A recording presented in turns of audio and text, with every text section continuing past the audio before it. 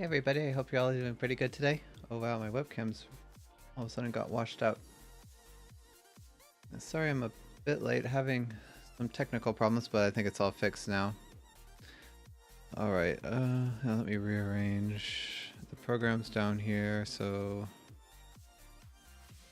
hopefully won't have trouble finding them. Anyway, a new version. Oh, okay. Oh, okay, I didn't update that.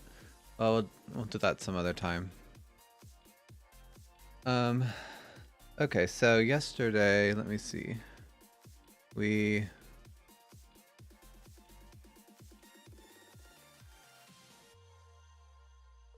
So we finished up. Oh, right, there was a few bugs in the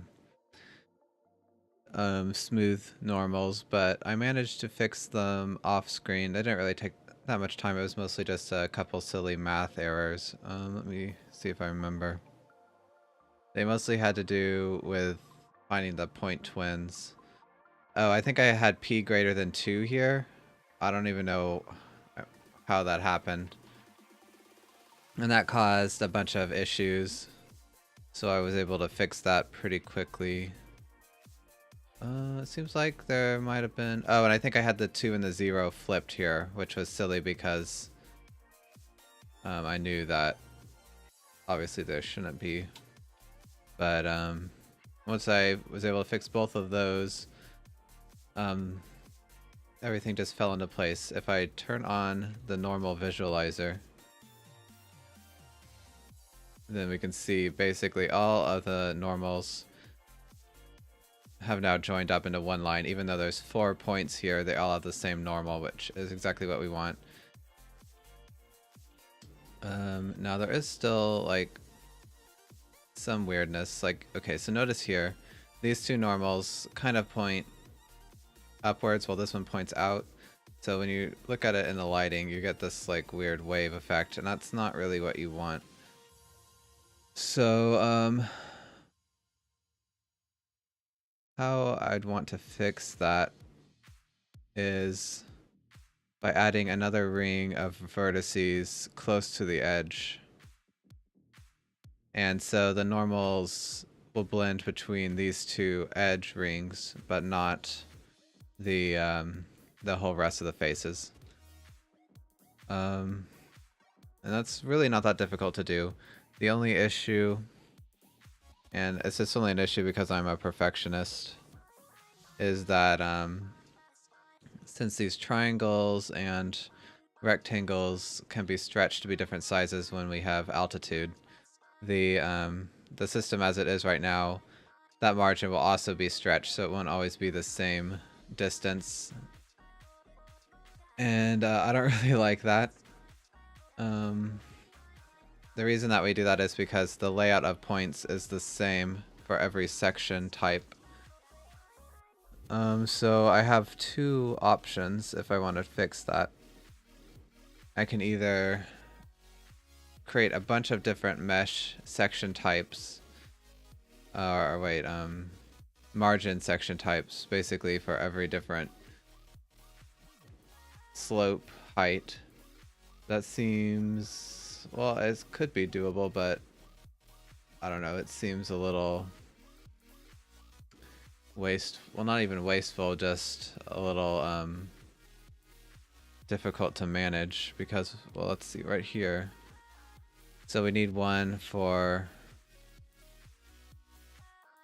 flat, and then one for 1 height difference, and one for 2 height difference, and so on.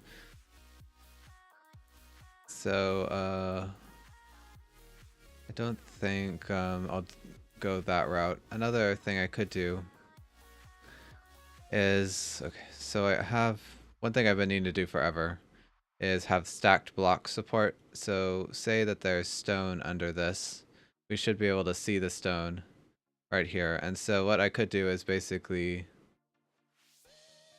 have a margin that comes down to like right here, and then there's a cliff face or something, and from that the stone comes through. So basically for the rect margin there would only be 2 possibilities, or I guess there'd be 3. There'd be flat, and then the top of a cliff and the bottom of a cliff. So we might end up having to do that anyway, because they'll have different points. So that's kind of what I'm leaning towards, but the other possibility is that I change it so that the point layouts are no longer per template, so basically every section of the same type has the same point layout. I could make it so that every section has its own point layout. The only problem with that is that a lot of sections do have no differences, like the hexagons won't. So I'm not sure if there's a way I could get like the best of both worlds, where some hexagons have shared layout but some don't. Well, I'm sure I could manage that somehow, but I don't know if it'd be very pretty.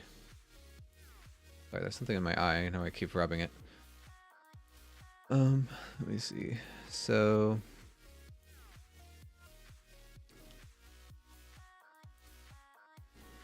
anyway, that's my conundrum. But of course, I might just be worrying about nothing, because the differences and the distances of blending might not even be visible when I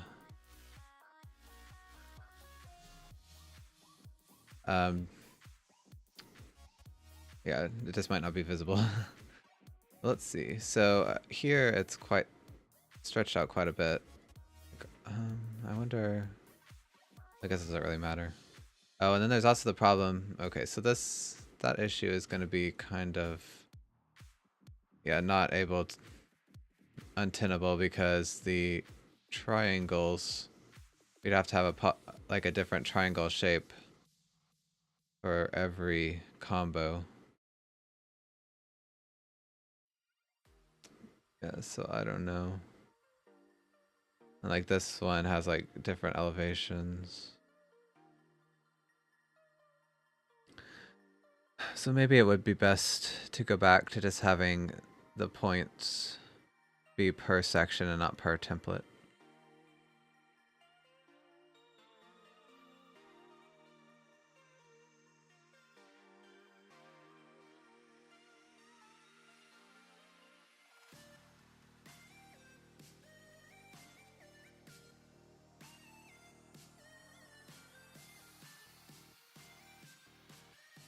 But I don't know.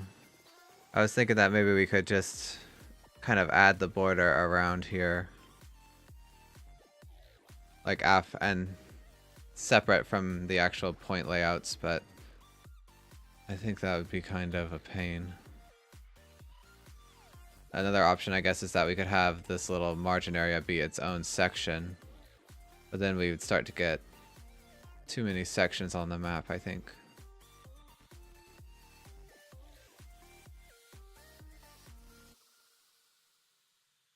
Yeah, so anyway, there's a lot of different ways that we can deal with it.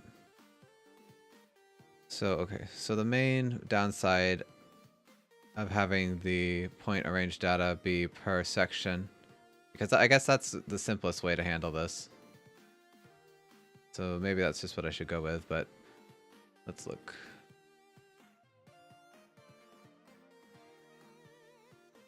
This is the part that generates the points interpolation data, which basically tells the position of every point on the bounding rectangle for the section.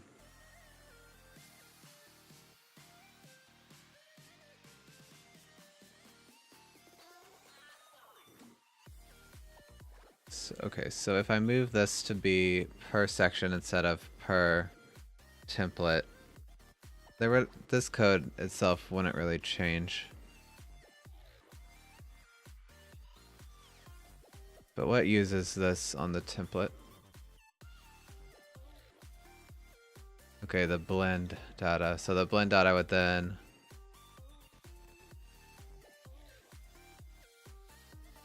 have to be also per section. Okay, and so for hexagons and rectangles, the blend data is basically just, it's really simple. It's just the Z, or well, here it's just 1, and then here it's Z. Okay, well it is actually different, so I couldn't like generate this myself. Yeah, and then here it actually converts from Cartesian coordinates to barycentric coordinates. Okay, and then what actually... I know that the old shader used to use this blend mode. Oh yeah, and then the distort maps also use it, so...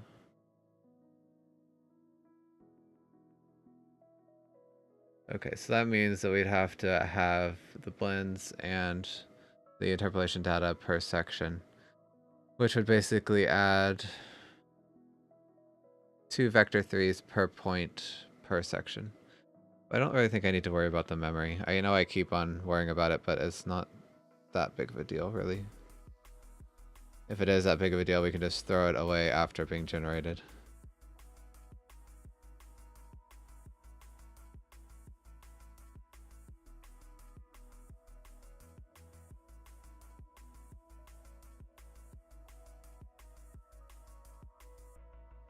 Okay, so the triangles... Okay, well the triangles could still be per template because we're just changing the position of the points and not the actual interpolation data. I'm just trying to think if there's some way that I could have like somehow override this interpolation data for certain points, which I guess I could do, but I don't really know if that would be simpler.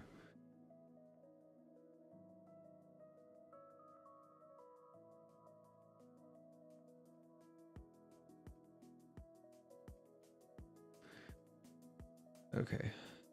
Well, I think that the best thing to do probably is just to change this to be per section. So how much time would that add in the mesh generation? It's not really that complicated. Well, it is kind of, I guess.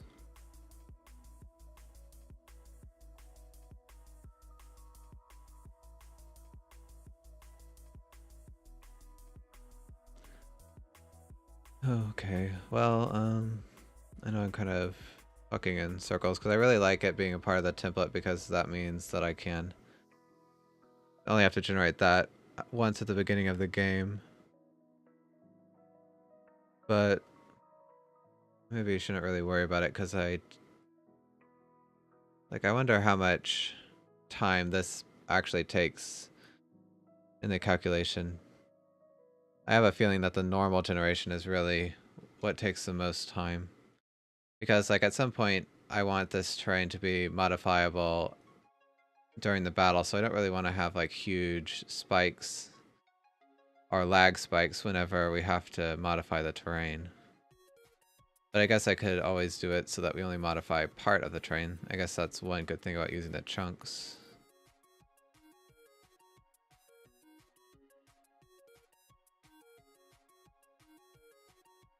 And also this terrain generation will be sped up a lot whenever I convert it to the new Unity job system because it can be multi-threaded, and the terrain system is really built for multi-threading because everything is just per section, so it can be broken up into lots of small problems. So again, yeah, I don't think... Yeah, I think the way to go is to change this to be per section again. Yeah, which is a bit of a shame, but it just has to be done. What other... I mean, it does give me more power, but at the cost of slowdown. So I'm trying to see some other terrain that I want to add later. So different cliff types. Well, this is actually a good point. Unless I wanted to have each of these be a different, like, section type, which actually we might need to because they'd have different triangles, so that doesn't matter anyway. So water. That wouldn't matter, I don't think. Yeah, so I think all these could have worked in the old system, or the current system. It's just those silly margins around the edges because I want them to be a distance and not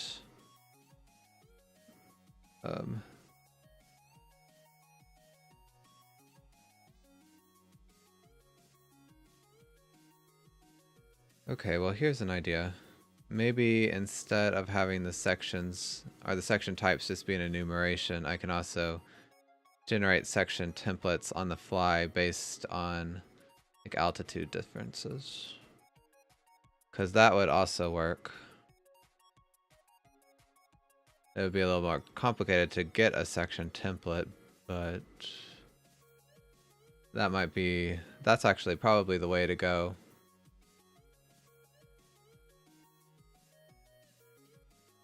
Yeah, let's try that actually. So let me see, how would that work? So first of all, here, section templates would have a type and then also some other values like, okay, so if we want to have like an altitude difference for now, and then triangles would be even more complicated.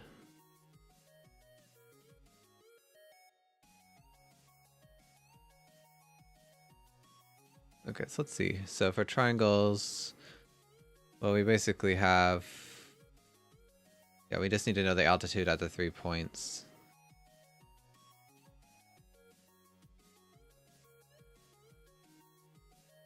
But it's really just the altitude difference. So, okay, I guess I can do it. Okay, so let's see. Public int sub type, and then subtype. Well, I guess I could call it subtype. That's silly. Let's just do a array, I guess.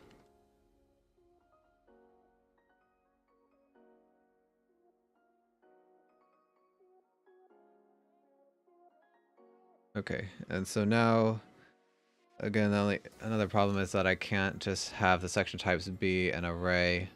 I have to, well, it's still an array, but I can't just like search for a template based on the ID. So should I make it a dictionary, or should I just make it a list that I search through?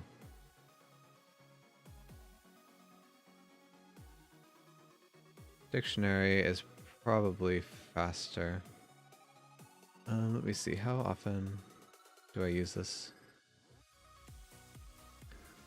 Yeah, so section type, and then here I actually just loop through every template. Okay, I'm also gonna have to... Okay, well, since I'm gonna generate the templates on the fly as well, I'll have to change a bit how that's done.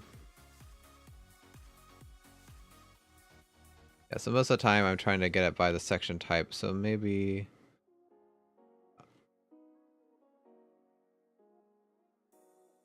I can have just a key in the dictionary.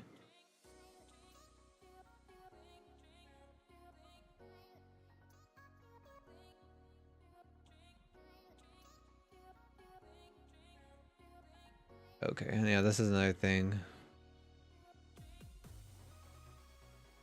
Well, the twins will actually... I think that they should be the same. I guess if they ever aren't, then we can add support.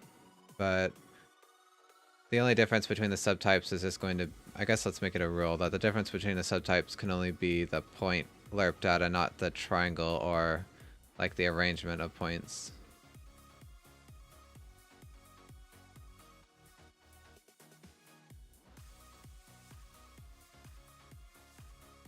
Okay, so maybe the best way to do that is actually to have a section template, and then I would just have like something like this. Let's see. Public class sub template. And this will have the lerp data and the blends because the blends depend on the lerp data. But everything else is just the same for everything.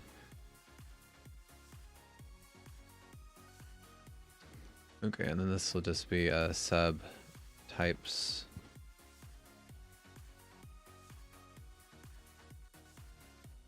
Let's just call it like sub. I guess a subtype. Okay, well, I was tried to highlight the whole thing. Okay, so now this is a little better, I think.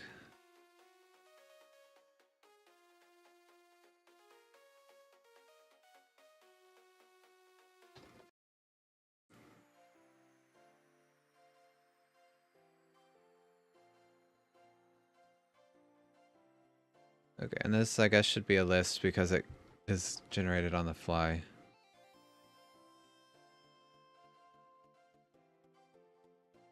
Okay, so when we need a subtemplate, I guess, okay, well the section generation will know when a specific subtemplate is needed, so it can register these subtemplates to be created.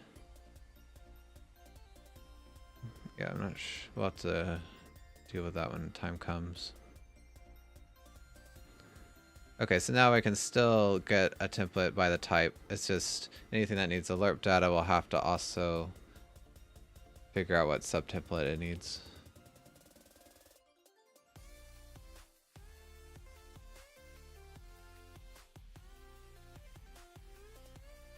Okay, so I guess the first thing I should do is the layout generation system should know, somehow it needs to know when a certain subtemplate is waiting. Well actually,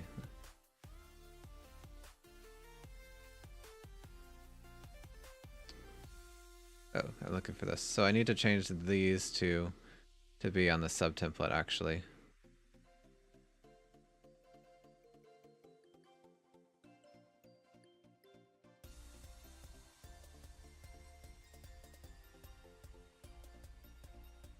Oh yeah, this is getting more and more unwieldy trying to use these enumerations, I think. Because now everything's going to have to loop through every template and then loop through every subtemplate if they need to use one of these. Okay, but I guess we'll just deal with it for now.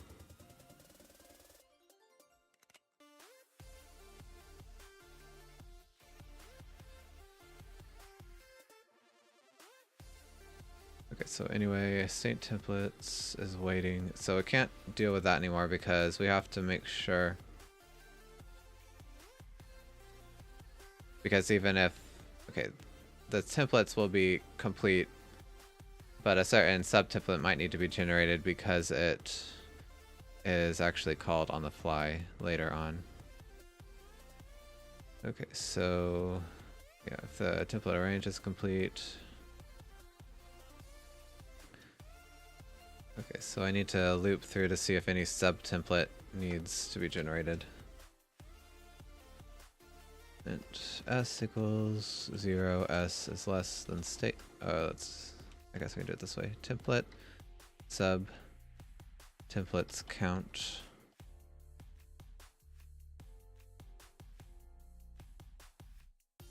Okay, so now I need to pass the subtemplate. I guess I should pass the template itself.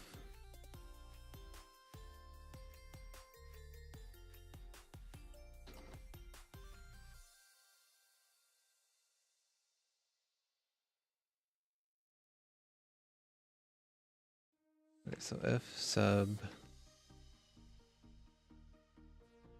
dot slurps is waiting.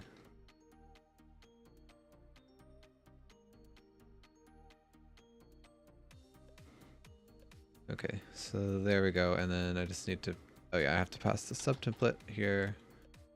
I could just pass the index, but I could have passed the index for the template as well, so.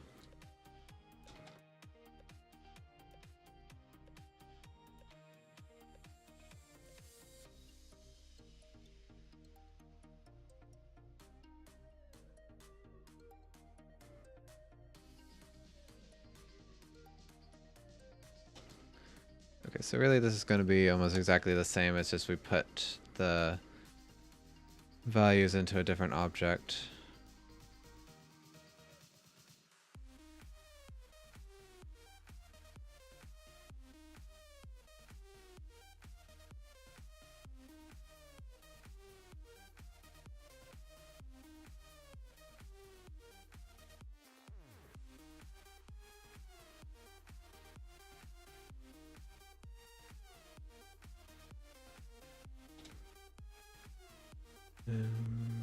Just looking through for all the errors.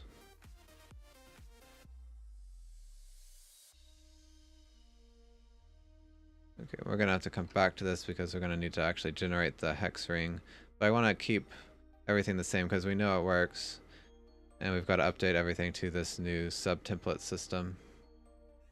So I guess the next thing I might as well update the blend system while I'm working on this. And it's really going to be kind of the same at this point. Okay, and again, it can't do that. It has to now loop through to see if any sub-template needs any work.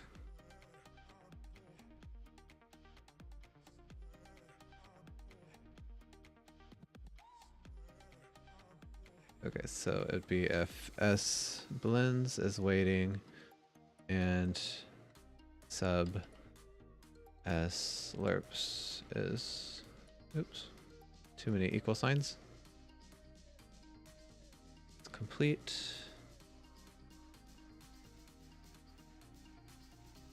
Okay, so now I just gotta add the sub template argument to everything here.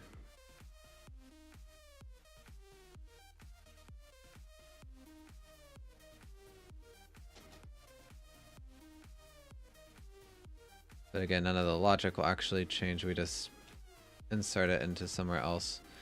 It will change soon because I've got to generate the actual hex rings, which is the whole reason that I'm doing all this, but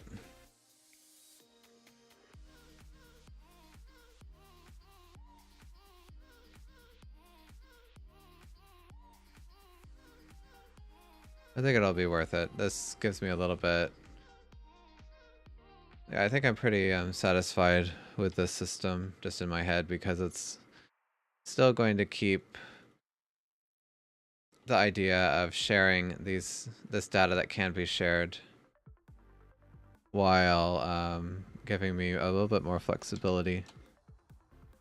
And I'll get to have my perfect border distances like I want. To be fair, I think that would make a big difference. It'll be kind of ugly if the blending area changes based on the altitude, I think. I guess I don't really know how noticeable it will be, but alright. So now that's done. So the section generation system, when it's generating all this, should also add any sub-templates that are needed.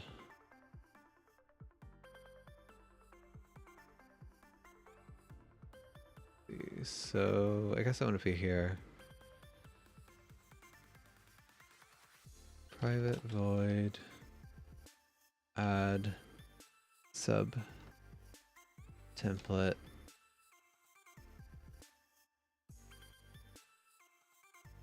Okay, and also I guess I need to add the sub template type array to the chunk or the section also because the section will need to know what sub template to use. So let's see, public int sub type.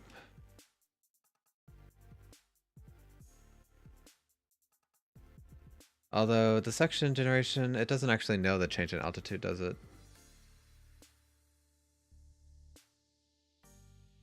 Okay, so maybe the section generation shouldn't do this. It should actually be the board index because this is what figures out the altitudes, which would create the subsections. Okay, well for the hex face, there's only one subsection, so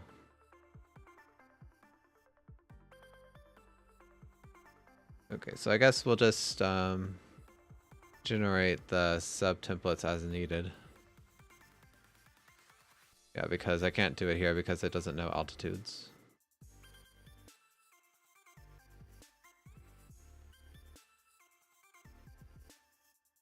Okay, but here I can say if state templates int section type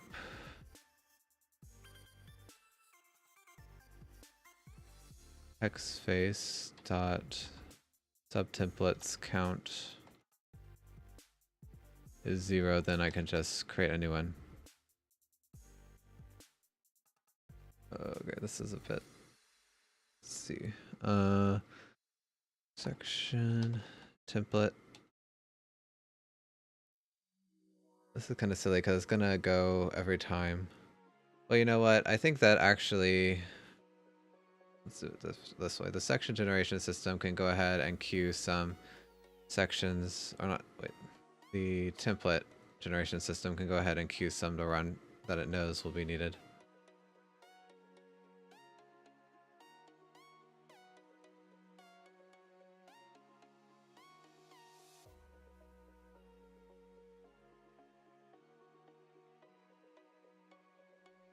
I don't know if this is better either.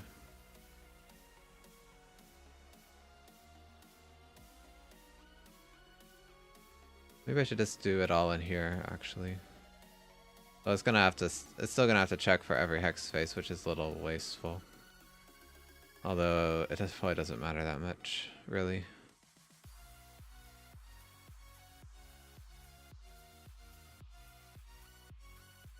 Okay, so anyway, let's switch section type index. Okay, so I guess I'll need to save this around because I'm gonna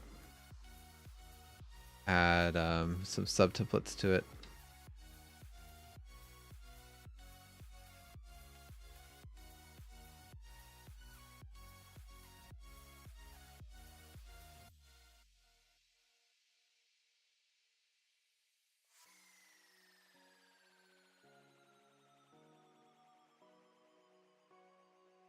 Okay, so just if it's a hex face, then I want to add one template.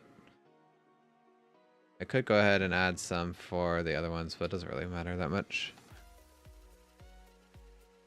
Okay, so template, sub templates, add new. Okay, and then I just need to say the subtype. Oh, well, it could just stay null. Well, let's just give it an empty array.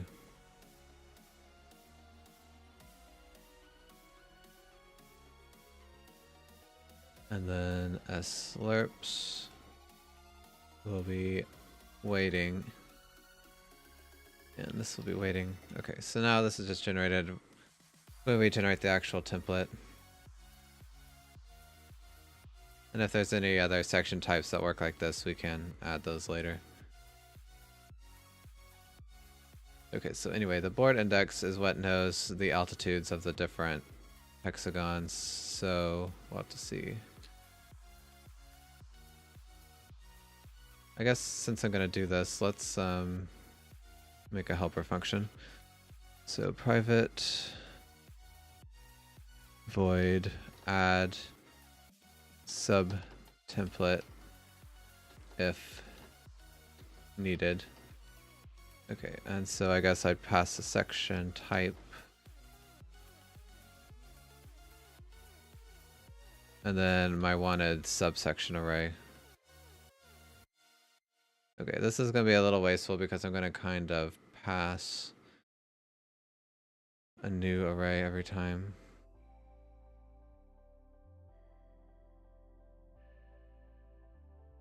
Oh gosh, my... Okay, I guess because of the weather outside keeps changing between cloudy and sunny, my webcam's going to keep switching. I wish I could just use the auto thing, but when I did that, it like washed out everything, so I don't know, I might need to see if I can get some better software. And I like having the natural light, so I don't know. Okay, so let me see. Well, I guess I could just pass.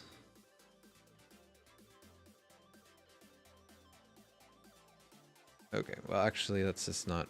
I don't think, just because of the way the arguments work, I don't think it's going to be easy to use a function there. But anyway, so we want the section template.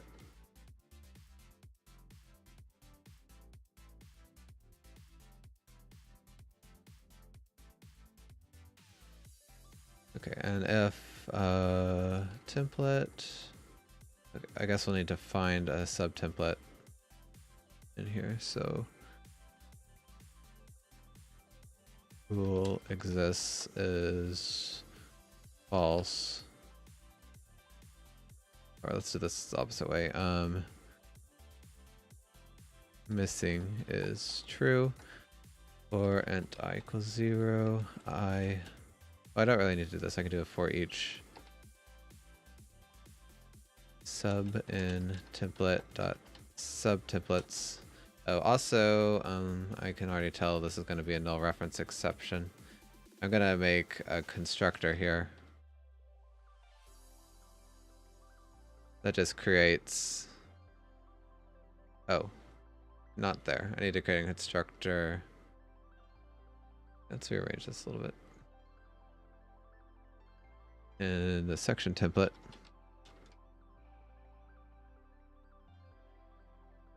That will just create that sub templates for me.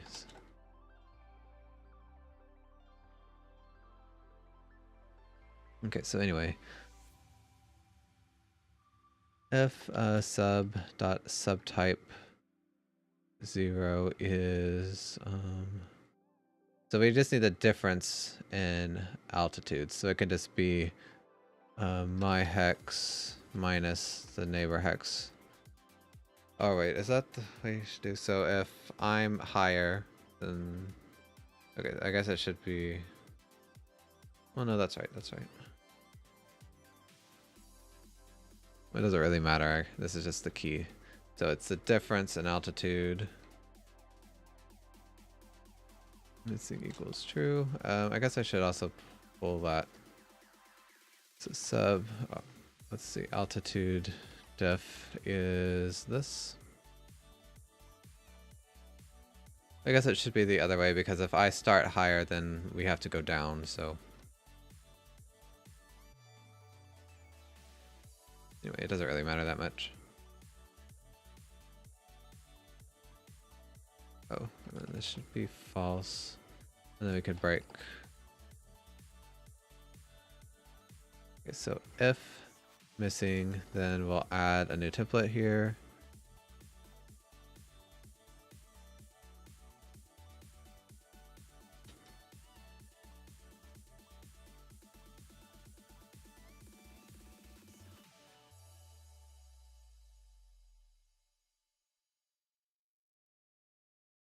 Okay, and then the subtype is just the altitude difference. And then I also need to tell these to generate by setting them to waiting.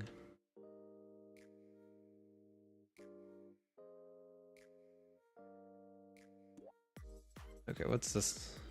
Oh, right, I forgot the array signifier there. In the parentheses.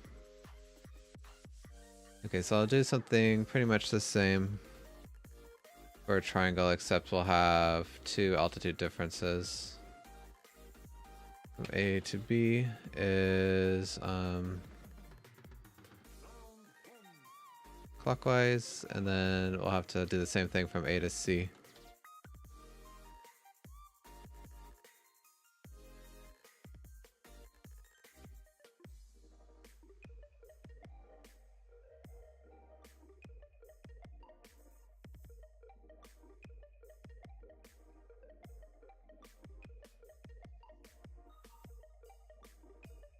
So yeah, this is just checking the differences between both altitudes.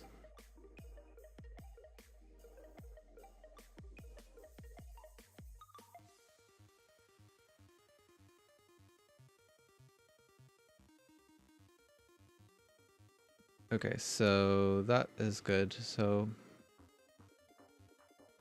anything that uses these blends are LARPs I'm gonna need to update, and the one thing I can think of is the position. So it already checks to make sure that templates are complete, but okay, so the only thing it needs, it needs the LARP data and the blend. But is that all it actually uses from the templates?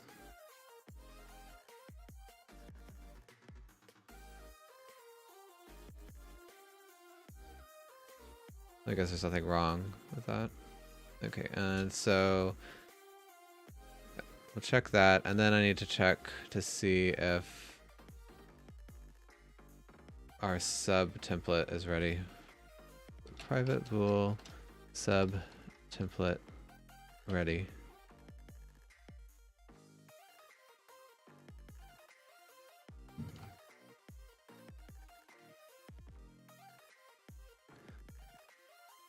Okay, so I guess first we'll get the section template.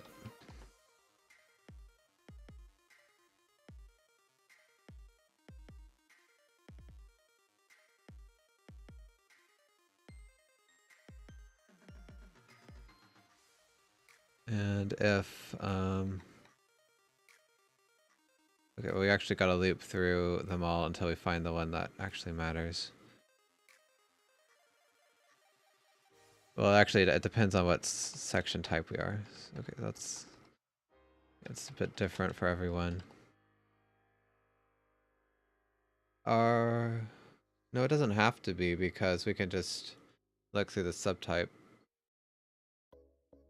Okay, let me see here.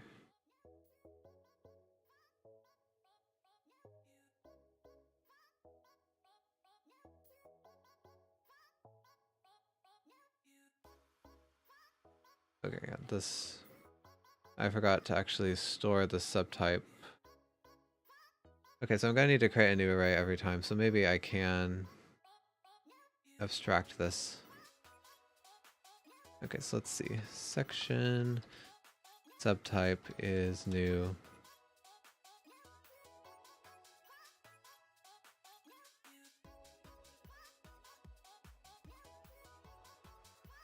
Okay, yeah, it was a bit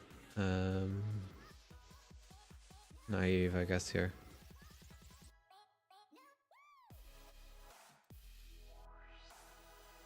Or not naive, I just didn't think that through. Okay, so private void create sub template if missing.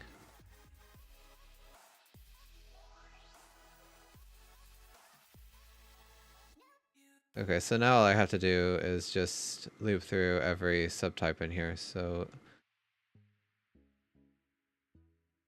is there an easy way to do that? Is there like an arrays?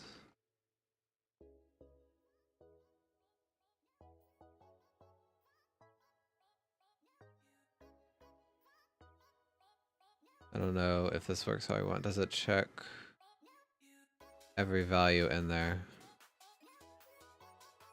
Let me see. C sharp array equal.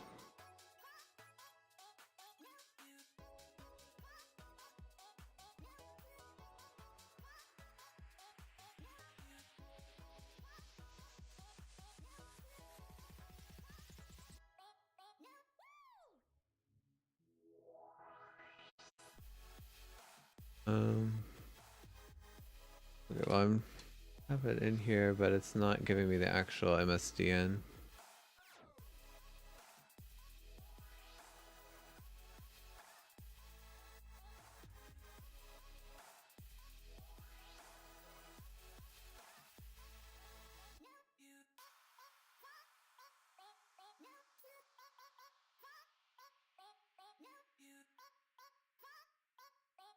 Yeah, this is what I want.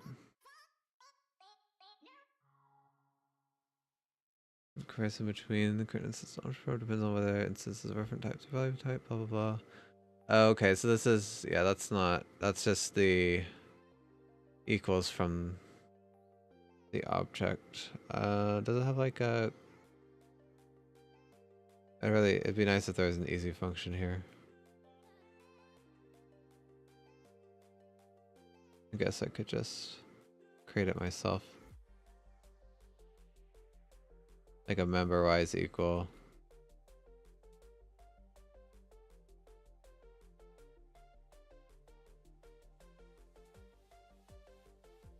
Alright, let's see. I think Unity has like an array helpers. Oh yeah, array utility. Okay, but that doesn't have what I want either. Maybe this is it, array equals. True if both have the same number of elements and the contents are equal. Okay, so that's exactly what I want.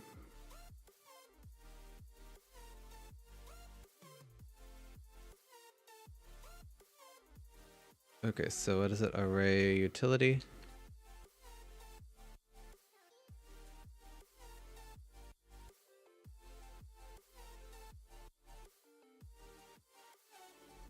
Okay, so I can just pass in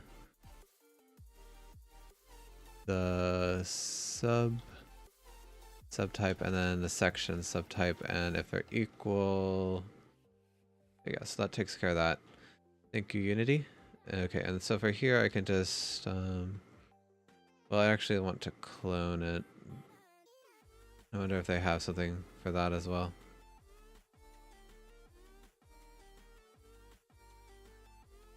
Well, there's a member-wise clone. Well, it doesn't really matter actually, because we're just working with integers, so... Okay, so I would just pass array dot... Oh, I thought that was a clone.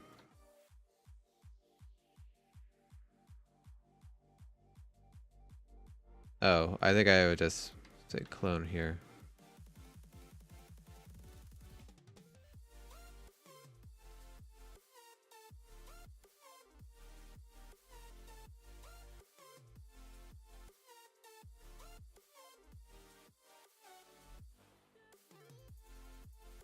Okay, well, it doesn't really matter that much. Let's just not worry about it, because it's not going to be modified anyway. Okay, so there we go.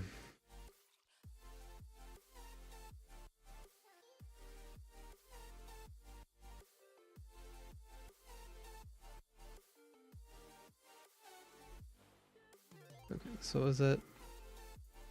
Create subtemplate if missing. Okay, I don't need to do that for the hexagon, so I won't.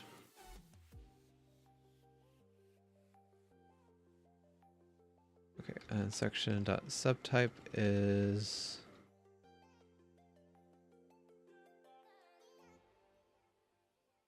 get a difference between those two neighbors, and then the difference between these two is the second one, because triangles have to worry about both points.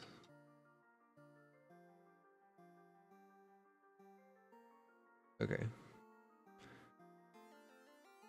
So anyway, where was I? I was back at working on the positions. Okay, so all I have to do is check to see if the template has a subtype that I want. So, okay, I do need to check if the subtype is null, or, well, no, it doesn't matter if it's empty. But the subtype is null, then I should just return true, because, oh, well, no.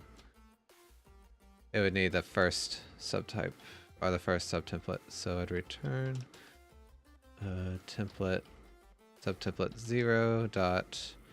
Okay, this just needs, oh, it needs lerps and blends, but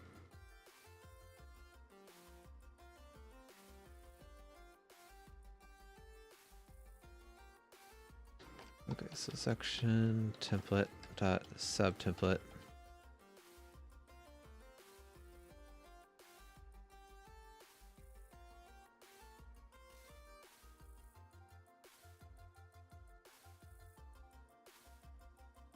Okay, otherwise we'll need to lerp through every subtemplate until we find the one that we actually want.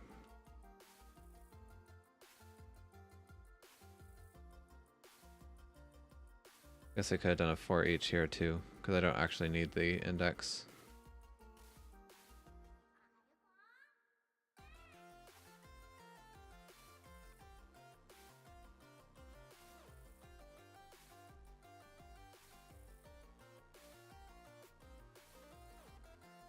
Okay, I can use that array utility again.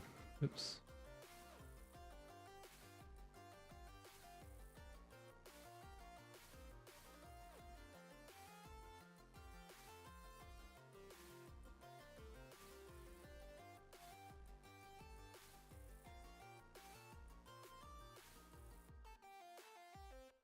There's something dropped behind me, I don't know.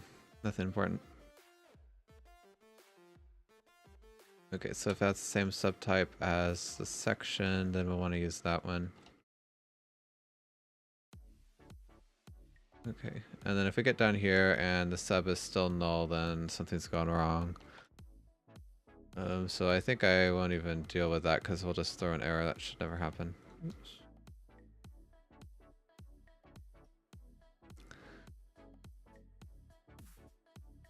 Okay, so we'll want to return sub.s lerps is complete and sub.s blends is complete. Okay, and we'll only do that if we get through everything else because is sub template ready actually takes a bit of time to try to figure out. Okay, so anyway, we know that, and now I can just get the sub template here.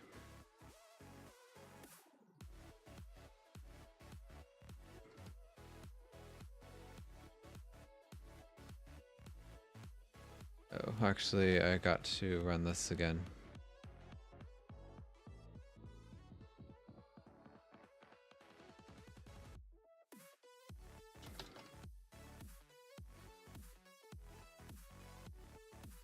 Okay, well, since I have to do this, maybe I should just go through run, and then run will just exit out.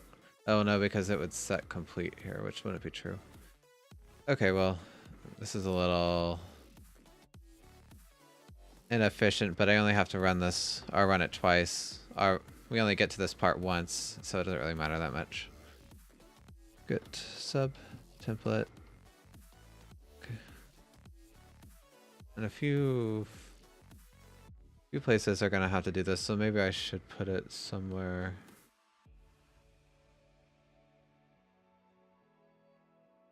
easier. I'm trying to think what class. I guess I could just go in the template itself, even though I want template to be just data.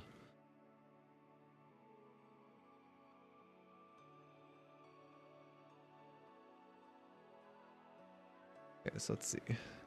Sub template helper.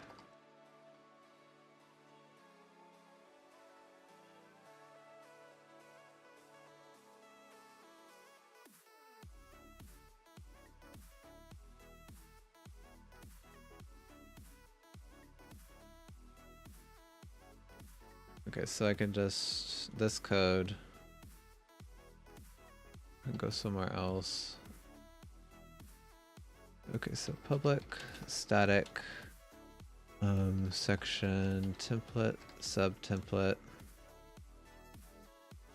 get sub template. Okay, and then I guess I'll just do section type.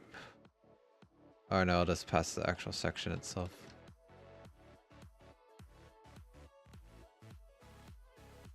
Oh, I'll need to get the state.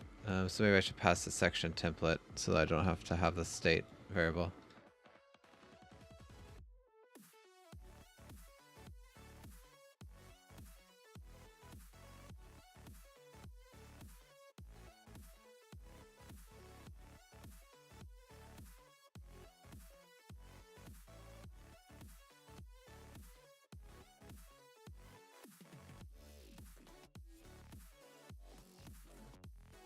Okay, and I'll just return. I won't have to do anything else.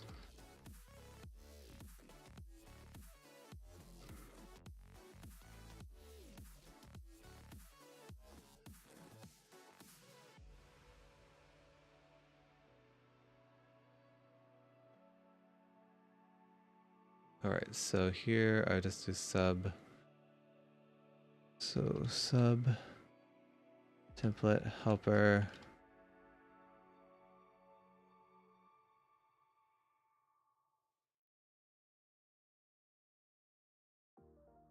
Okay, so that's pretty simple. And then I do the same thing here.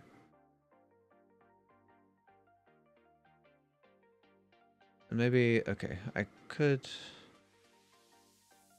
Well, I could do one other thing where I could like put this create a new subtemplate into a helper function, but I think it'll be okay.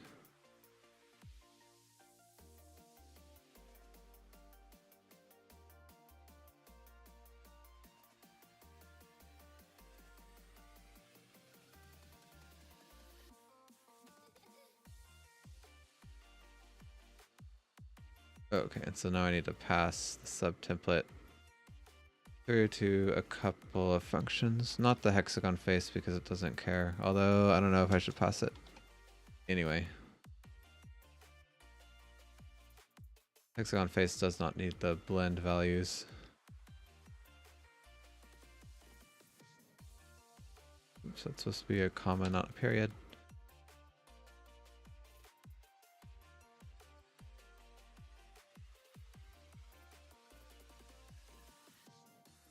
Okay, so there we go. What else uses the... Oh, the UVs.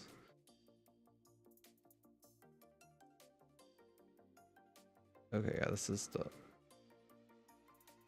That stuff isn't part template anymore.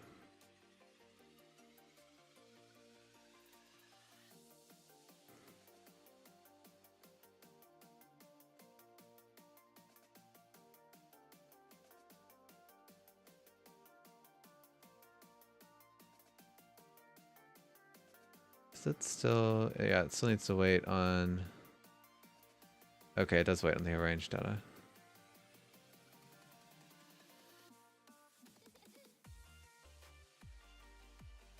Okay, so the UV gen system needs something similar because it also uses this lerp data.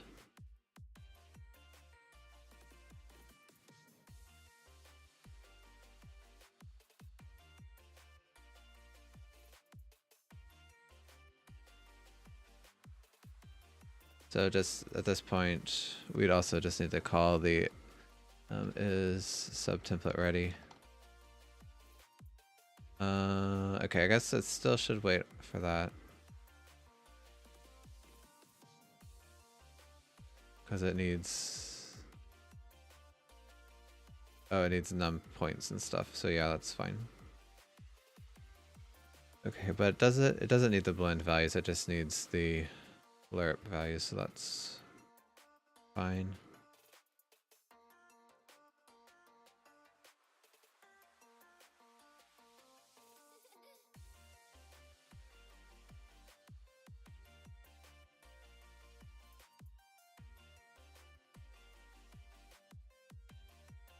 Okay, so I have this working section. Do I even need that anymore? Because that was when I used to have the sort.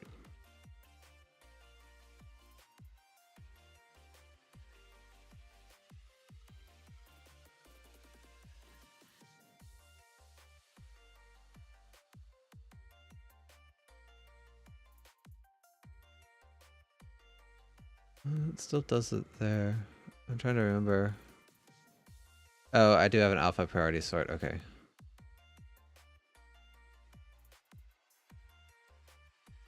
I don't need to have a subsection. No, because the subsection is just to get the lerp data, so it doesn't matter. Alright, but I still should pass it through to the different functions down here.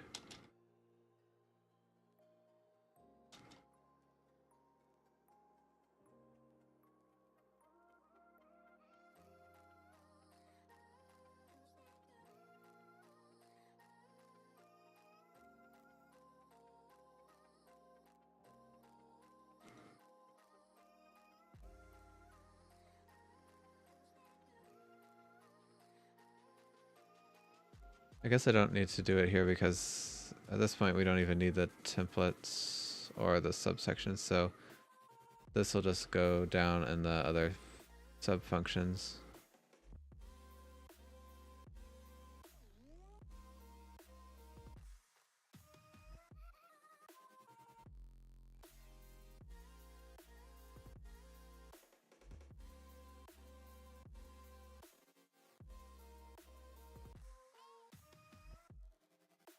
Oops.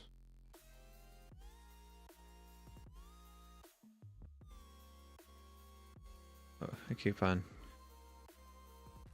deleting the wrong or rewriting the wrong text.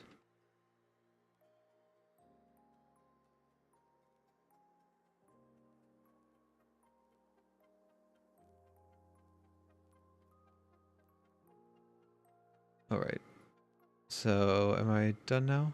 Okay, visible mesh, what does it need? Oh, it needs the blends.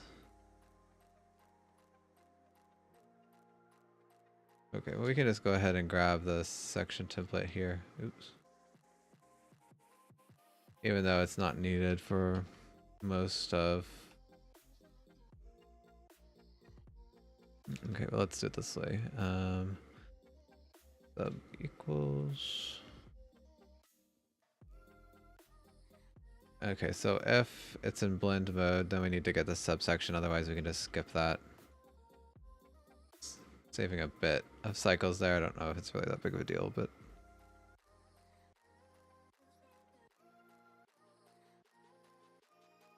Okay, and we also could check to make sure that the blend mode's done, but... well, we know that the positions depend on it, so even though it's a little sloppy not to check, I think I'll save a little bit of cycles there by just relying on the positions. Okay, so now it should be done, and if I play, hopefully the terrain will look just the same as it did before. Oh, argument out of range. Create subtemplate if missing at 67.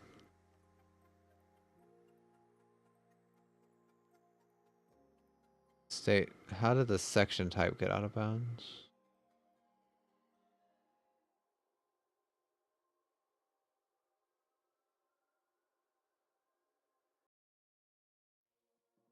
Because this should only ever be called when the section is triangles, rectangles, or hex faces.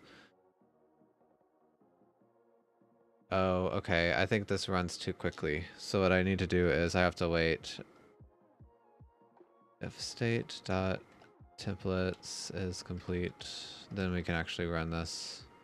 I have to wait until every template's been generated.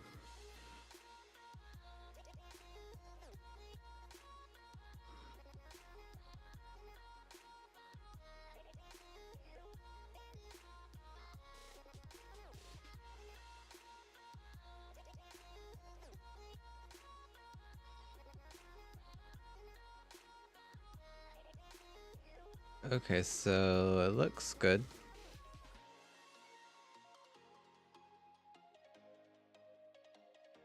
Yeah, I don't notice anything bad. The only thing that, I mean, like I said, it should look exactly the same, and the only thing we modified were positions and UVs, and they're easy to see if something's wrong, so...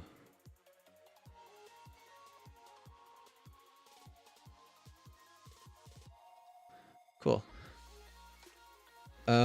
Actually, I wanted to check the debug, but I think I have to change this so that I forgot to add system serializable here, otherwise it won't show up in the Unity editor, I don't think.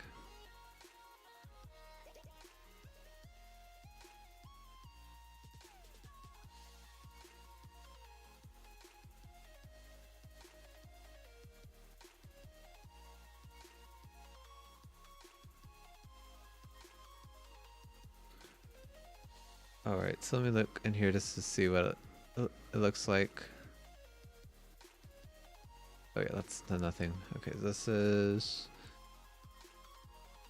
for a hex face, so it should have just one subtemplate.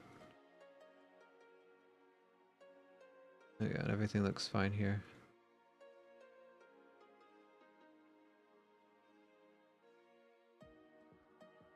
Okay, there should be a few subtemplates here, so we have 5.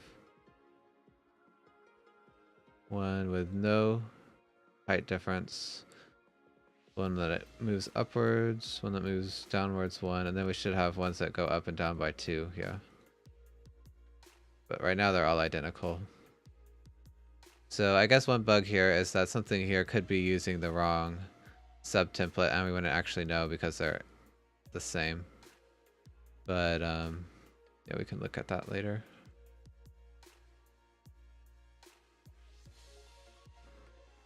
Okay, so that's interesting. For triangles, there's only 3 subtemplates.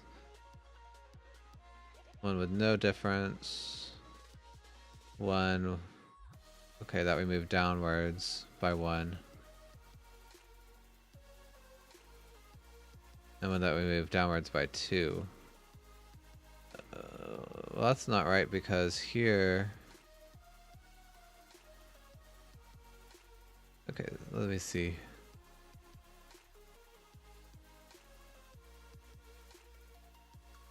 Yeah, so this triangle, the parent is this one. So there should be positive 1 and negative 1. Or, yeah, positive 1 and negative 1. So how come that doesn't show up?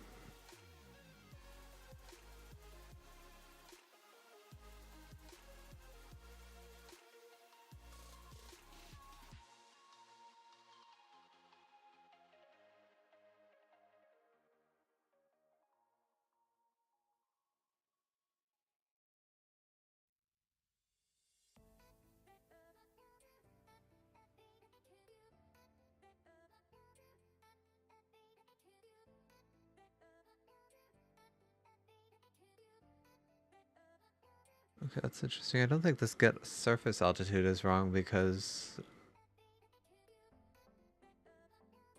obviously it worked okay before.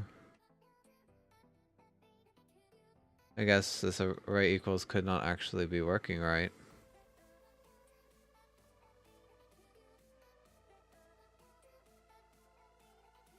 Okay, let's see.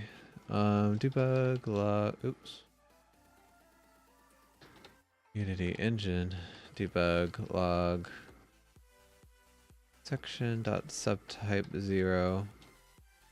I'll just be lazy here. I'll just print out every time that's generated. I know for a fact that there's more than just -1, -1, and -2, -2. So I'm curious what's going on there.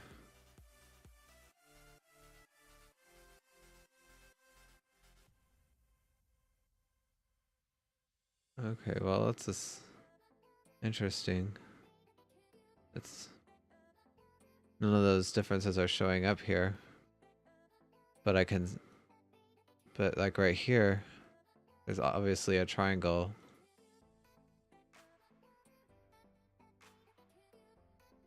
That has, this is a parent point right here, and so this one goes up and that one goes down, so it should be +1 and then -1. So I'm interested in what's going on there. And then this one, let's see, this one should be, this is a parent, so this should be +2 and 0.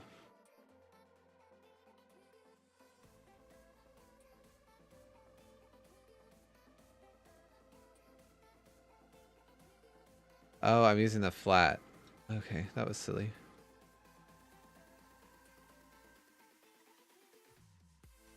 Okay, I just, for some reason that variable name didn't even pop up in my head. Or didn't register.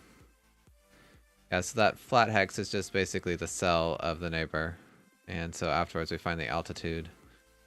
Okay, so yeah, now we have lots of differences.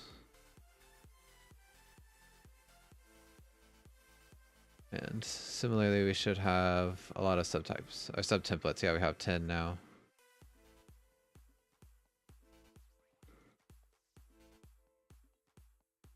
And they all pretty much have the same, or nearly the same information. I think that a lot of these will be equivalent, but having a little extra data is not really going to be that big of a deal. I could, like, I wonder if they'll be the same.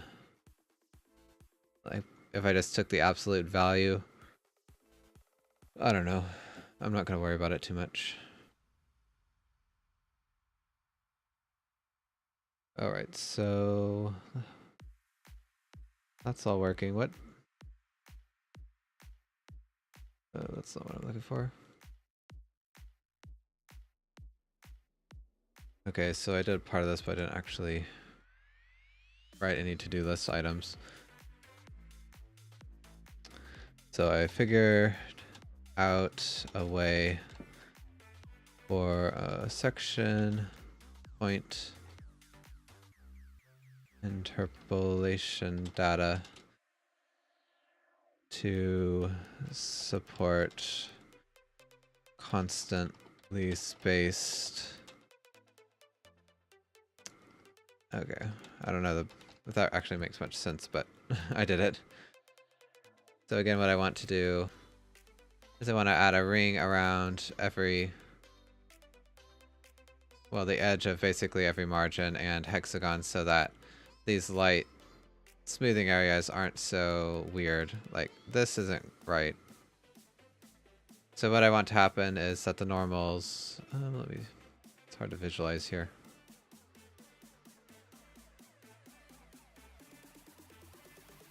So yeah, there's this weird thing where these point upwards and then it kind of slides to be straight out of the slope and then it goes back upwards again. And that's what makes that weird wavy shadow. So what I actually want to happen is that's just a small band that the normals will be smooth between. And then this whole part, it'll just be flat. So that way the shadows won't look quite so weird, but we'll still get smooth lighting on the edges. So what I'll have to do is, yeah, just create a ring around here. And then I guess I'll need to create a ring around every other block. Yeah, I was thinking that I might want to just go like this, but I think that'd actually be more complicated than just having a ring around each block. And I do want smooth lighting on these edges as well, so I think that will work. Okay, but I want this line to kind of come out and then be a constant distance from the hexagon until it hits this point on the triangle, and then it would go around like this. And then from there, so I guess let's just go one block at a time. So the hexagon will be really easy. Oh, one thing before I actually do this, I keep on forgetting I need to test different subdivision values. Okay, so this could cause everything to explode, because I haven't actually tested this with the normal system, and I wouldn't be surprised if I made some math error.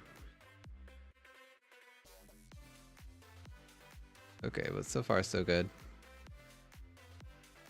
Okay, and you can see here the lighting, because of subdivisions, the shadows don't blend quite as far into the hexagon.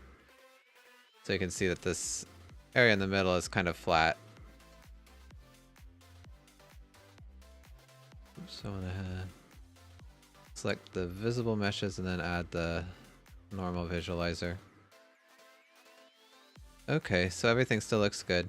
One way I would test, or one way I would check to see if there were any errors is if at any point there were multiple green lines sticking out. That means that the normals did not match together for all the twin points. But yeah, this looks pretty good actually.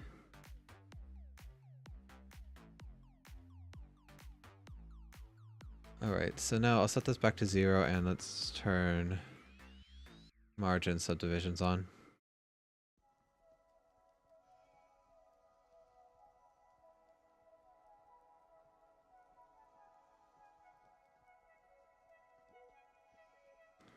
Okay, so again here, the lighting is a little better on the margin. You can kind of see the bands of shadow.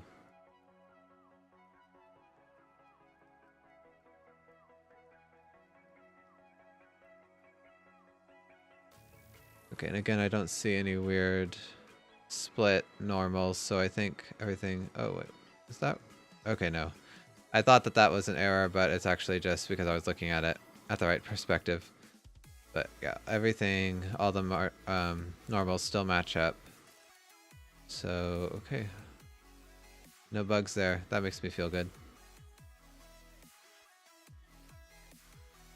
Okay, I guess the last thing I'll do is I'll check setting both to some value besides 0.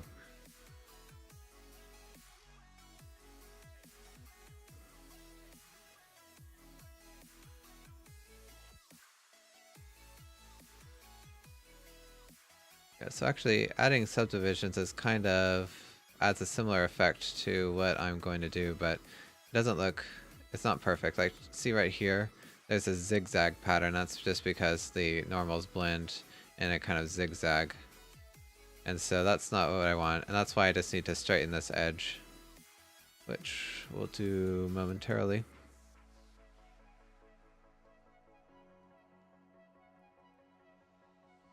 But yeah, again, no split normal, so I think everything is good.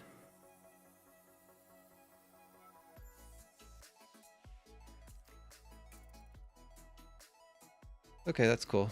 Okay, so I guess I'll set everything back to be 0 subdivisions. I actually don't need any subdivisions really with this art style because everything looks better flat. Kind of interesting. Also, I should hide this debug log. And also the one I did here, because I don't want to spam. There's a really cool asset in the asset store that has like an enhanced debug log. I've been really tempted to get it, but I don't know, I'm just too cheap. I know it would actually help me, so I shouldn't think like that, but we'll see. Anyway, alright, so I have about 30 minutes. Let's see if we can at least do the hexagon. So, okay, unfortunately, well, I guess it's not unfortunate. I knew this was going to happen, but anytime I change the arrangement of points on a section, I'm going to have to go through and change a lot of different data.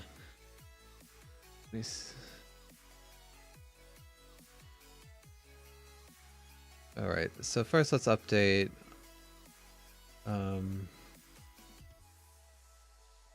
our diagram here, try to keep it up to date. So what I'm gonna do, what would be the best way? So these numbers are gonna get kind of messed up.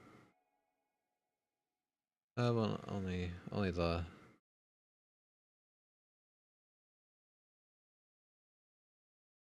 Okay, I don't know what this line's supposed to be for. I think I'll just make this bigger because that'll be easier to see. And so, well, do I? Like, I wonder, do I?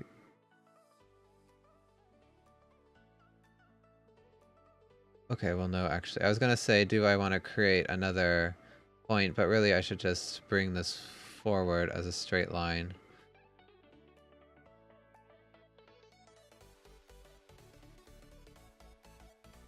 Well, I guess there's two options. I'm not sure what would be better. I guess I'll work down here. So I could do it something like this, where I continue adding a point. So basically I just add another ring. The only issue with this is that it adds more complexity to these margins, which I don't want if I want a simple game. Okay. But okay, the issue, so yeah, that's one bad thing for that. The other way I could do it is I would just add points like this. So these would just go straight down and then triangles would go around like that. I'm kind of leaning towards that. The only thing that's wrong is with this system, there's an obvious border around the hexagon. But I guess, well, maybe I can have an option to turn these rings off. Because if you have a lot of subdivisions, it's likely that you'll have a noise map. And if you have that, then you might not want to have these edges around it anyway. Yeah, so I think I'll go with that. I guess you could just set this distance to 0 and it would effectively not exist. Okay, but anyway, let's see. So I'm basically going to be adding another ring of vertices. But it won't actually add more point, like another point on it. So it'll have the same number as the last ring. Okay, well that's good to know.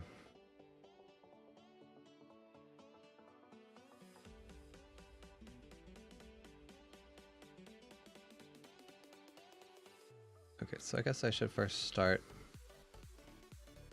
here, and I'm just going to yeah, this one. So for hex face, I guess I don't really need to add any data because this number of points for the last ring is just the same as this, but it might not exist.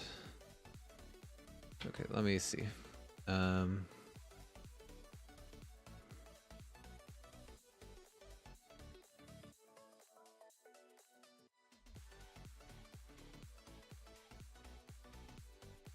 What am I looking for? Oh, here, and then in planning. So the last arranged data will be points on smooth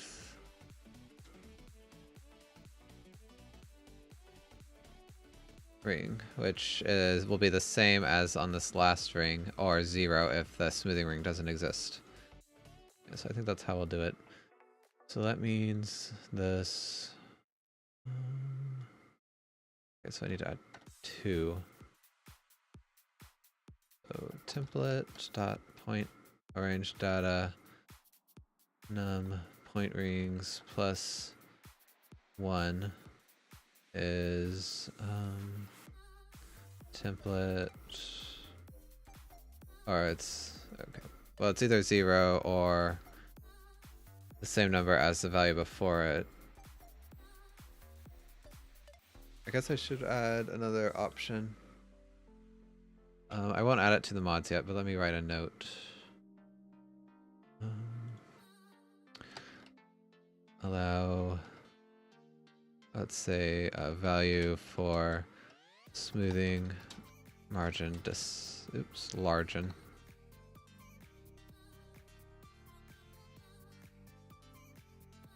Let's just call it border. I'm using the word margin too much. Okay,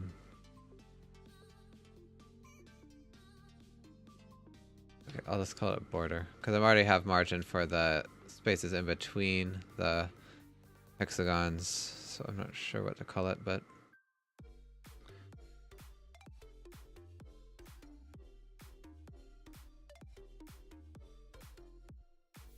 okay, so I need to add something into the data somewhere to tell me whether or not this has been set up. I guess I might as well put it in the map or board metrics, because that's where I have most of the other things here. The public float smoothing border distance, or I guess I'll say length. And I'll just set this to some value for now, because let's make it really big actually for testing. Oh well, no. Okay. Because I think I don't want this to actually affect the size of a hexagon, so this will be like an inset. So anyway, if template dot, or wait, no, that's not right. If database metrics smoothing border length is less than or equal to 0, then we do this. Otherwise, we just set the number to the same as previous.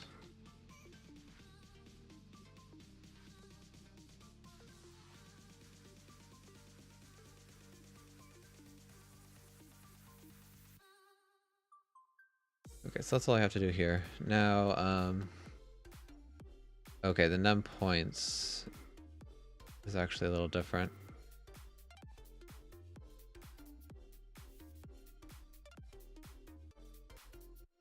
So if database metrics smoothing border length is greater than 0, then we'll need to add along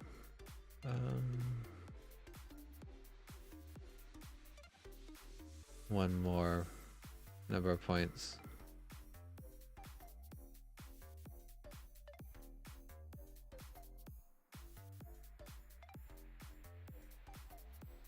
Okay, this is actually giving me the number of points in a total hexagon, isn't it? So I really just want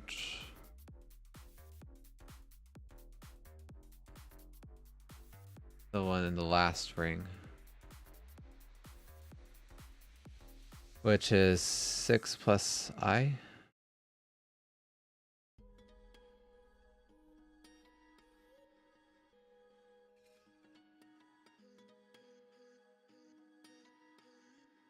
Oh yeah, because for every ring we add in another one new vertex for every wedge. So like for ring 1 it's 6. Okay, so that's easy. It's just the number of point rings times 6. Oh, I guess it's number of point rings minus 1 times 6.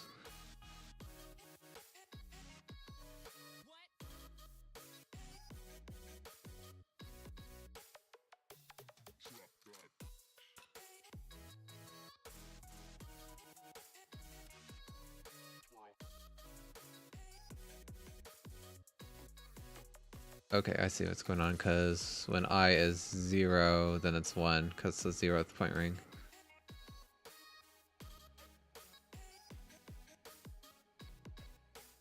I'm confused though.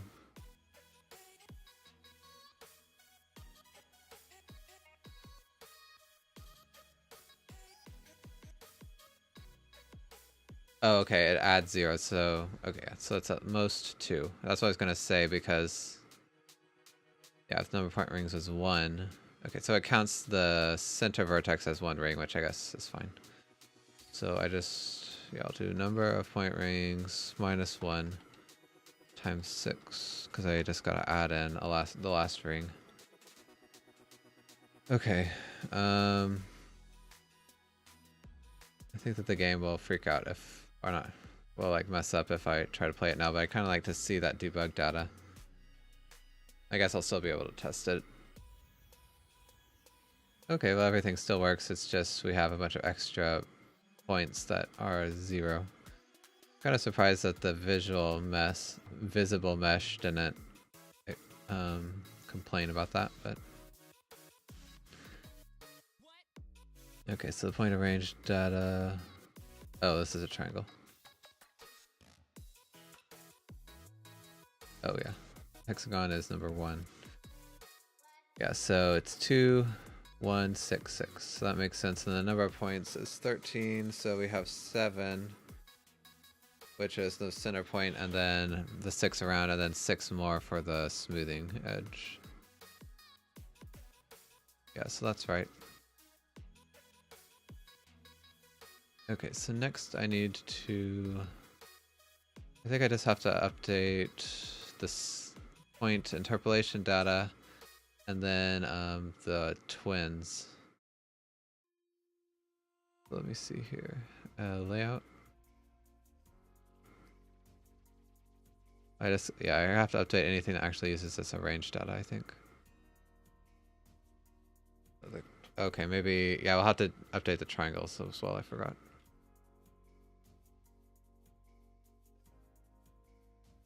Okay, well, we'll just go down one by one and see what's messed up.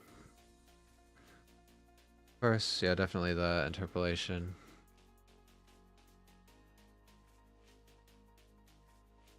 Okay, so this should still work because I just added something to the end and none of the code actually... Yeah, I think I wrote the code smart enough so that if I have extra data at the end of the array, it doesn't actually mess up anything.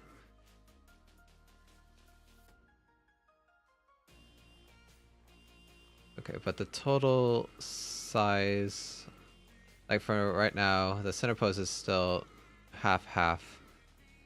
But I think the size I also have is 1/2, but I should actually, yeah, right here, I need to subtract this size, or I need to subtract the border from this size.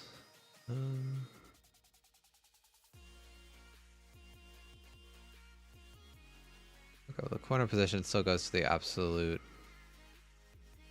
distance. It's just the this point ring that I have to change.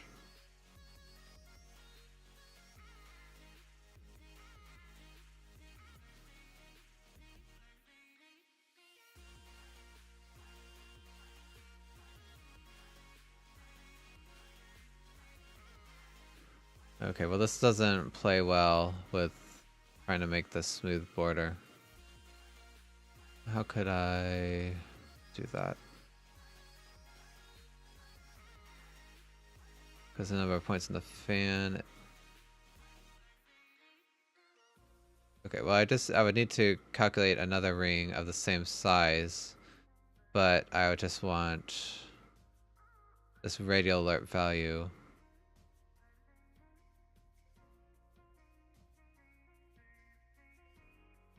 to change. So I basically just need to, yeah, change the space. Okay, I'm confusing myself. I guess I should just pass this in.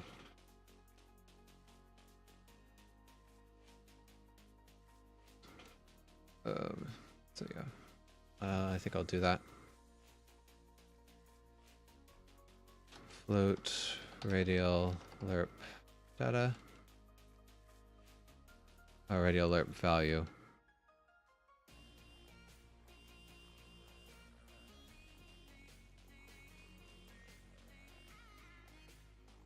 This will go right here.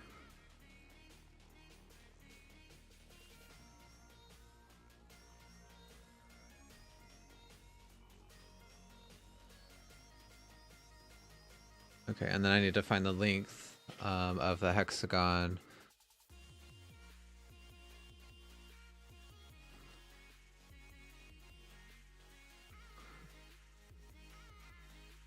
Okay, what's it not like about that? Oh, I did it out of order.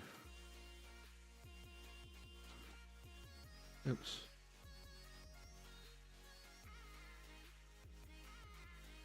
Okay, well, so okay, I need to figure out the total length of this.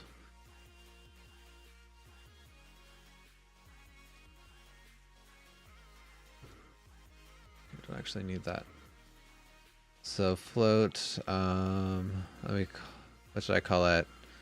I guess the normal rings. I just need to find the length.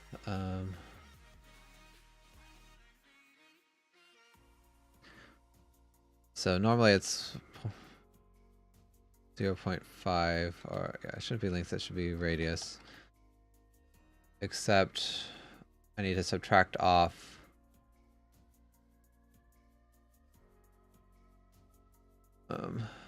the percentage value of the margin. So, okay, float, oops, why did I type it twice? X radius is, I already have this, X math. Oh, I guess I could just do hex position.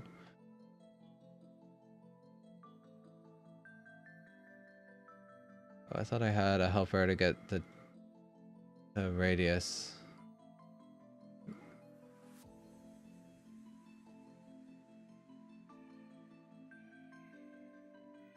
Oh, length unit.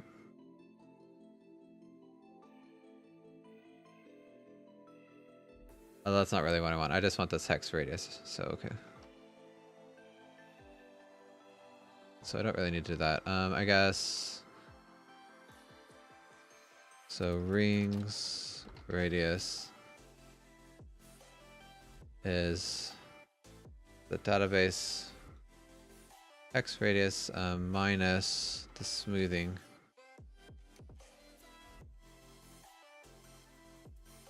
Times 2. And then I need to convert that from world space to I guess local space, which goes from 0 to 1. So the radius, okay, how did I do that?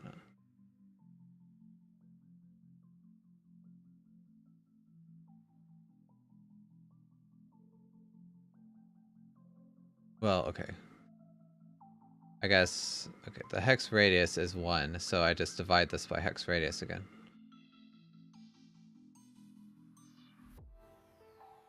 Okay, so how, this seems a little weird. Yeah, so this is supposed to be 1, so if I make it smaller, yeah, that's right. But how'd this cancel out? Oh, it doesn't matter. This I think will work. So I guess I also need to know the border. Oh, okay, no I don't. Wait.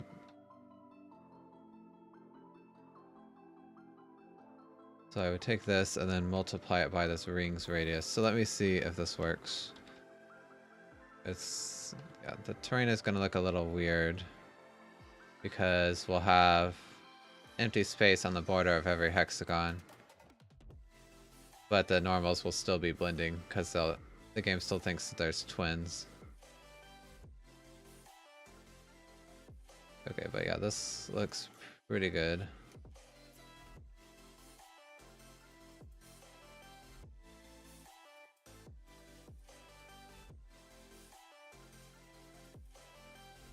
Yeah, the border is actually a little thick, but that's okay. Everything seems to look fine, actually.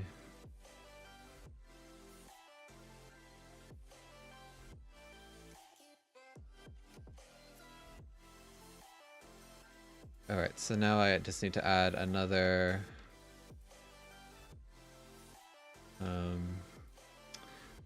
fan. So, okay, I gotta loop through for... Oh wait, I can just do it this way. Oh, I do ring first and then corner.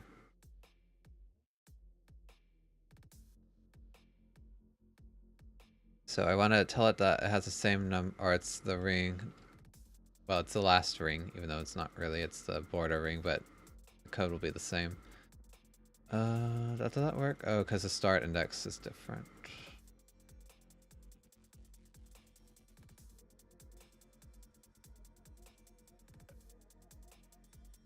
Also, I need to check if the smoothing border length is 0, then this shouldn't even run. If database match, oops.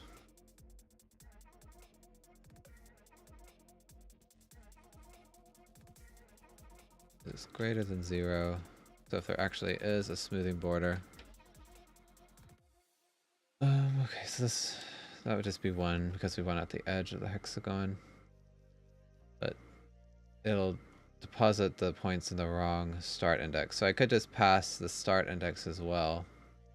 Although I'm having to copy a lot of code.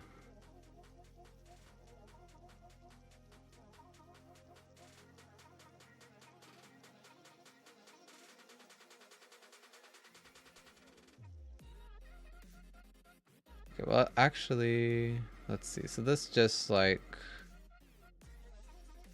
loops through the point range data, so I think that'd be okay.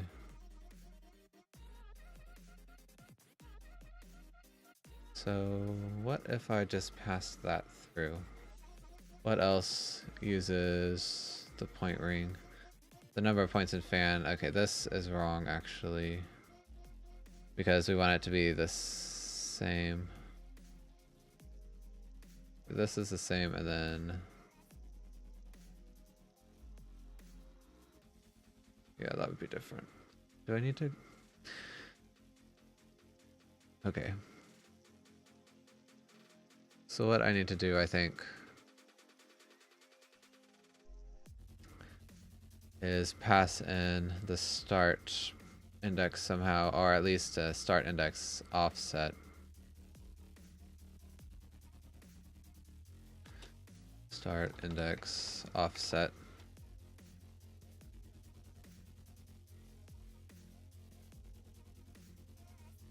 Or maybe I could just pass in a boolean that tells it that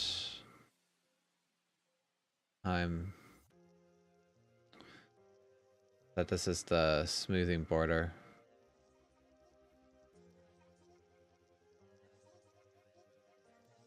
Which would basically just change the start index. I think that's what I should do. Is border.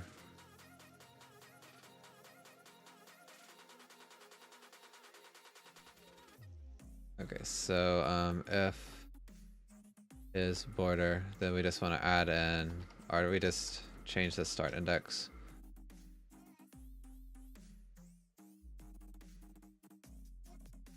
Or maybe we could just pass in is border here. So bool is border.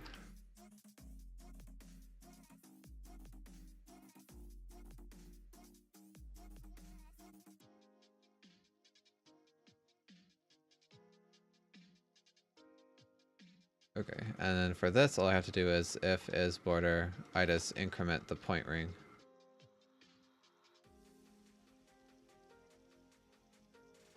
Alright, so I think that might have fixed everything. Oh, right. When I call this, I need to pass false here and true here. Unfortunately, this is making that code slightly more messy, which makes me a little sad, but it's not too bad.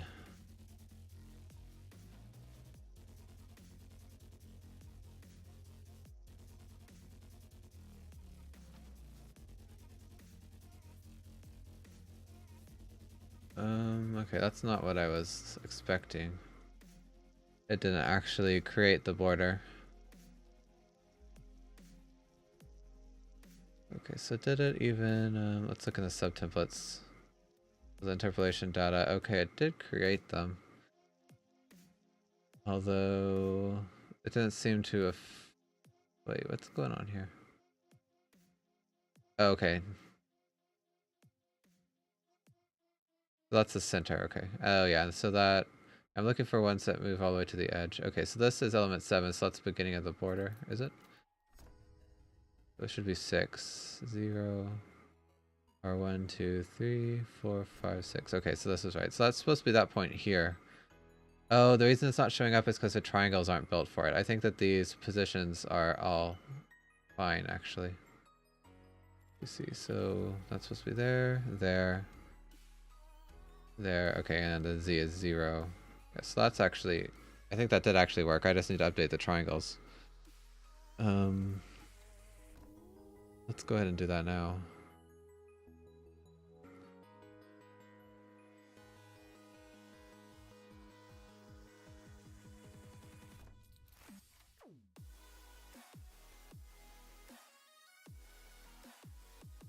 Okay, so we're gonna have to do some of the kind of same stuff around here.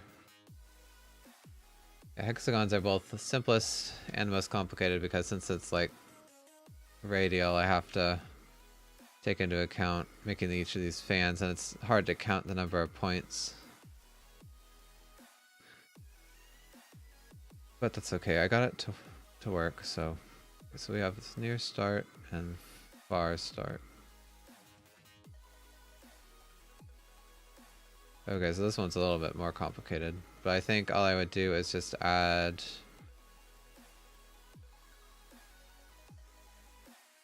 Again, I just add one more to the tri-ring. Oh, this is actually the triangle ring and not...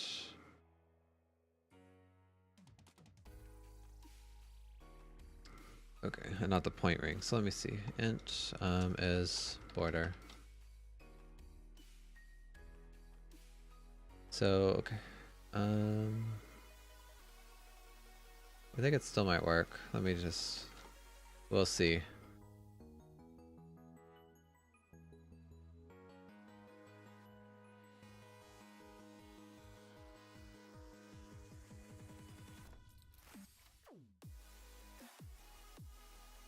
Oh, this should be a boolean.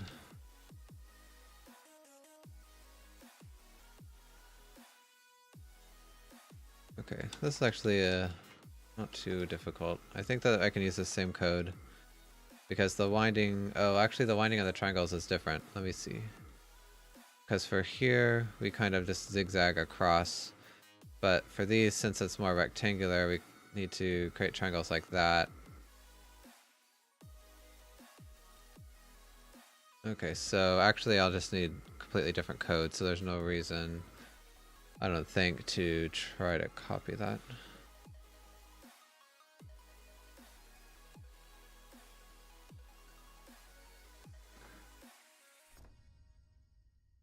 So...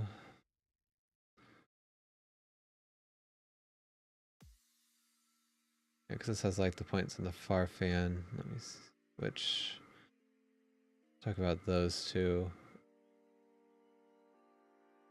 Okay, so it does like a sawtooth pattern, but this is more... I guess I still could kind of make it work the same, but since these have the same number of points on each ring, the logic would be different. So yeah, I can't reuse this, but I think I'll start with it as a base. So public void, I guess I should just copy the whole function.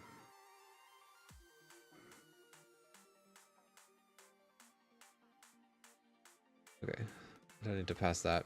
So this will be create and border triangles. Okay, so the number of points is the same for each, so that's nice. It's just okay, so template, arrange data, it's the last one in here.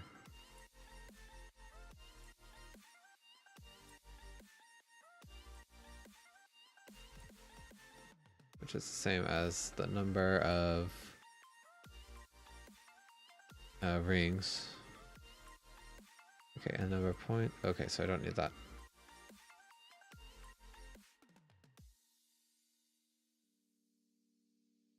Maybe, okay, I need to add one. Okay, so near point rings start. Okay, well I still will have like near and far differences. So the tri-ring...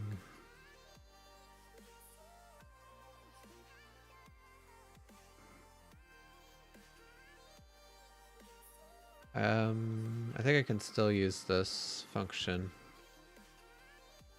So the tri-ring would just be the last one.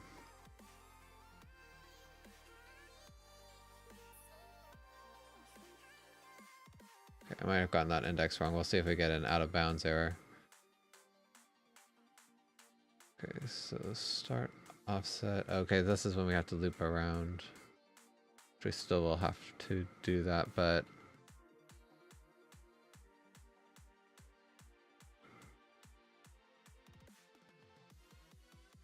oh, I see.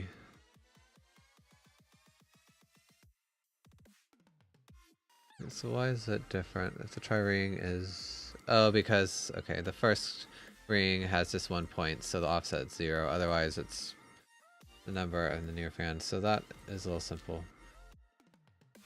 Okay, well this offset... It's actually the same for each, isn't it? Because this is just the offset based on the corner. So I think I'll change this to corner offset.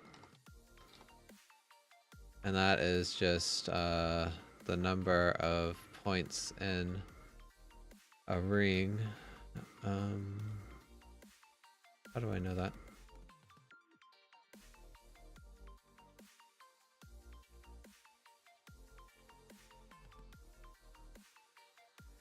Number of points in a fan. Okay, which is this 1 plus the point ring. Okay. Let's see. Int num points. Wait, this is confusing me. Let's change this to num points in fan. Okay, so the corner offset is just this -1 because we don't want to double count the corners times the corner index. Or we don't want to double count these points here. Okay, so let me see. I guess I don't need to do like 2 loops. It would just be number of points in fan, and yeah, it would be -1 because we don't need to have a triangle for every point because they... Let me see here. Let's go ahead and create a visual how I want the triangles to go. So I'd have this one will go down here like that, and then I'll have another triangle, I guess, that go like this, and then one that goes like that, and then it would go around this whole way. So okay, so that's not that difficult. We'll just start at this point, go down here. Okay, so we wind around like that. Except it has to be clockwise, so I've got to go this way, around like that. Okay, so I don't need this loop.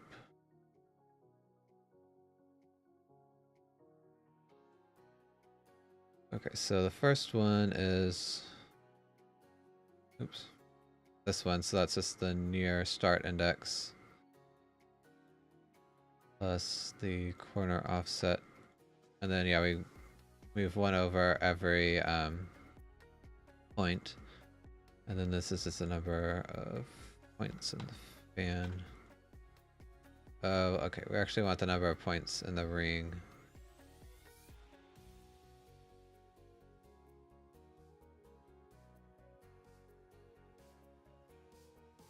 Is this actually the number of points in the fan, or is that for the whole ring? I think this is the whole ring. So the number of points in the fan is actually that divided by 6, isn't it?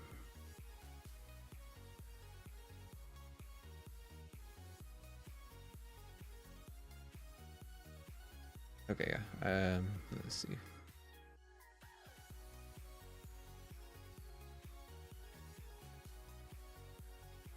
And then int number of points, and fan is just the total number of rings in the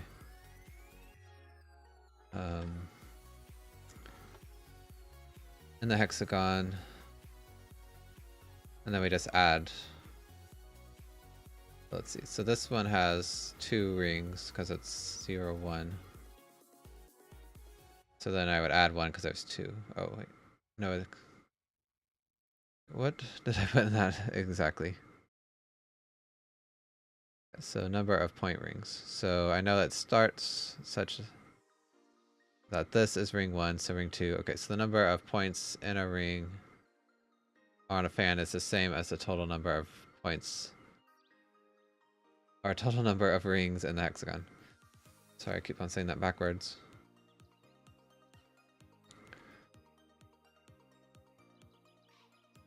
Okay, so anyway, this I need to do right here because we have to loop around if I reach a border. Okay, so that one starts here, and then I go to the far ring with 2 point plus 1. Okay, actually I don't need to loop this ever because I always start on this. Well, I actually should be working this way, but I start on the clockwise edge and then wind around, so I never actually reach the point where I need to loop. So just do something like that. Now the next one I might need to, so it's plus corner offset plus t plus 1, and then I need to loop the number of points and border. Okay, and then the next one is right here. Okay, so I don't need to loop there because I don't add 1.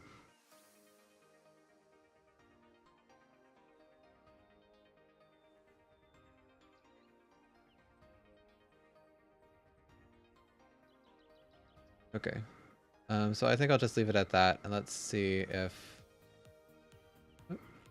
Okay, it just needs to compile, I think. Oh no, we do have those errors.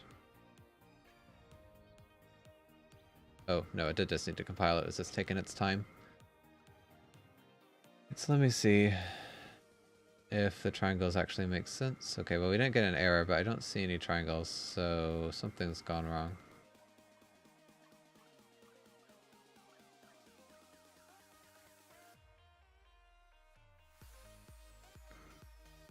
Oh, I know what I did. I didn't even call this function yet. So create border triangles.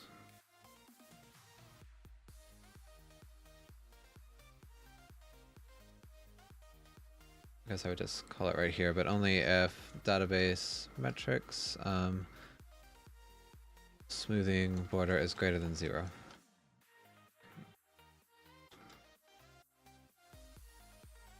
And I need to remember to test this when the smoothing border is 0. So I guess I should test when border, or when length is 0. Because that should just disable the border ring entirely.